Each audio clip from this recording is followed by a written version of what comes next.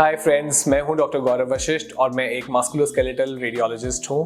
एक रेडियोलॉजिस्ट और imaging expert होने के नाते मेरा फर्ज बनता है कि मैं आप लोगों के साथ एक बहुत ही इंपॉर्टेंट क्वेश्चन पे डिस्कशन करूं, जिसको बोलते हैं फास्टिंग। जी हाँ, फास्टिंग आपने बहुत सब एस्पेक्ट्स में सुना होगा, जैसे कि व्रतों की फास्टिंग होती है या जैसे हम इंटरमिटेंट फास्टिंग बोलते हैं अपनी हेल्थ को मेंटेन करने के लिए। तो आज मैं आपसे बात करूंगा फास्टिंग इन इमेजिंग। तो जब भी आप अपना कोई ना कोई स्कैन कराते हैं, जिसको अल्ट्रासाउंड, एमआरआई या सीटी स्कैन बोलते हैं, उसमें फास्टिंग का क्या रोल है। तो एक सवाल मुझसे कल एक पेशेंट ने पूछा, जिसने पूछा कि मुझे एमआरआई करानी है और मुझे कितने घंटे फास्टिंग रहना पड़ेगा। तो जी हाँ, एमआरआई के लिए आपको कोई फास्टिंग की रिक्वायरमेंट नहीं है।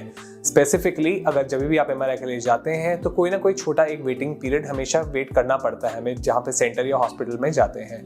तो उन केसेस में अपने घर से आप लाइट नाश्ता या ब्रेकफास्ट करके जाइए, जिससे कि आप अपने लॉन्ग स्टे वहाँ पे एम्प्टी स्टमक अवॉइड कर पाएं।